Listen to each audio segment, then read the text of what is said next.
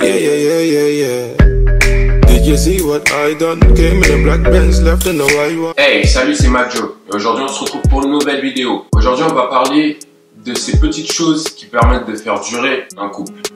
Alors, tout d'abord, je ne me prends pas pour un gourou, je ne me prends pas pour un expert en couple. Moi-même, j'ai beaucoup de choses à apprendre sur ça. L'amour, c'est quelque chose qui s'apprend toute une vie. C'est énormément de patience et d'expérience. Ok? Moi, je parle juste des faits. On va dire, c'est des petites remarques qui sont toujours bonnes à prendre. À partir de là, si vous voulez quitter parce que vous pensez que il fait trop le mec, etc., il n'y a pas de souci. Mais pour ceux qui restent, on peut commencer la vidéo. La première chose qui permet de faire durer un couple, tout d'abord, c'est de savoir si tu veux vraiment être en couple. Ouais, je sais ce que vous allez dire. Oh, mais c'est simple, là, tu nous apprends rien du tout. Ouais, moi aussi, c'est ce que je pensais, mais j'ai remarqué que beaucoup de personnes ne sont pas sûres de vouloir être en couple finalement. C'est-à-dire qu'elles flirtent, etc. Leur partie préférée d'ailleurs, se mettent en couple et puis après quelques mois se disent finalement je suis pas prêt à être en couple, ils décident de se séparer. Alors si vous n'êtes pas prêt à être en couple, si vous pensez ne pas l'être, franchement ne le faites pas. Pourquoi? Parce que vous faites perdre du temps à la personne qui met énormément d'énergie dans votre couple et vous faites aussi perdre du temps à la personne qui a vraiment envie d'être en couple avec la personne avec qui vous êtes, ok? Parce qu'il y en a toujours, il y a toujours quelqu'un, que ce soit un garçon ou une fille, qui attend derrière pour voir si vous allez arrêter et puis prendre votre place. Personne n'y gagne. Maintenant qu'on est sûr que là vous êtes en couple, ok? Être attentif à des petites choses, ce qu'il aime pas aussi. Par exemple, si votre gars aime le basket, j'adore le basket par exemple. Ça coûte rien d'essayer de s'y intéresser un peu, que vous aimiez ou pas, pour que lorsqu'il y a une discussion, par exemple, je sais pas ce qui s'est passé là, il y a eu un trade de Kyrie Irving, vous soyez là, oh Kyrie Irving, t'as entendu, il est parti, etc. Vous vous rendez pas compte, mais ça lui fera extrêmement plaisir. C'est des petites choses comme ça où on voit que la personne elle est attentive, elle essaie de s'intéresser, qui font plaisir.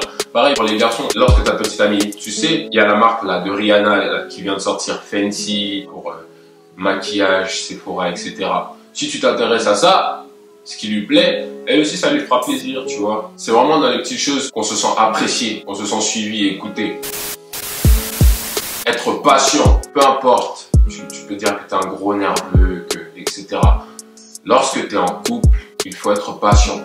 Parce qu'il y a des choses qui vont t'énerver, il y a des choses que tu ne comprendras pas, avec lesquelles il faudra du temps afin que ça disparaisse ou que tu t'y adaptes. Ça peut être un comportement que t'aimes pas, des habitudes que t'aimes pas, comme si t'es une fille, le fait qu'il baisse jamais la lunette des toilettes, qu'il ou elle parle mal, ça peut être vraiment des choses sur lesquelles il faut prendre du recul et essayer de voir le point de vue de l'autre personne. Ce qui me fait venir au prochain point qui est de pas essayer de changer la personne. On s'en rend pas compte parce que lorsqu'on se met en couple, on se dit je l'ai déjà accepté, mais la personne montre un visage tout autre. Ça veut pas dire qu'il est forcément mauvais, mais la personne montre un visage tout autre que vous n'avez peut-être pas l'habitude de voir, qui ne vous plaît peut-être pas, enfin sur certains aspects, et il faut essayer de l'accepter ou au moins d'en parler, de voir si la personne peut progresser sur ça, ou ce que toi tu peux travailler par rapport à ton comportement. Ça nous mène directement au prochain sujet qui est la communication. Je sais, vous l'entendez tout le temps, mais c'est vraiment une des choses les plus importantes parce que si tu t'ouvres pas à la personne ne pourra pas savoir ce que tu as.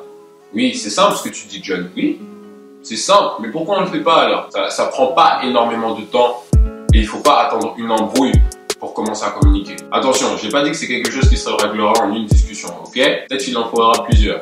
Peut-être que toute la vie ce sera comme ça. Mais vu que j'ai parlé juste avant de la patience et de comprendre le point de vue de l'autre personne, ça va le faire pour vous. Être spontané. On est tous à un moment ou à un autre dans une sorte de train-train quotidien. Même les nouveaux couples, ça peut faire 6 mois. Et c'est à ce moment-là qu'il faut essayer d'être spontané. Ça veut pas dire quelque chose de malade. Ça peut être un petit resto, juste sortir au ciné, on se retrouve un peu, qu'on essaye de changer un peu de nos habitudes. Lorsqu'on parlait d'être attentif juste avant, ça peut t'aider à être spontané aussi.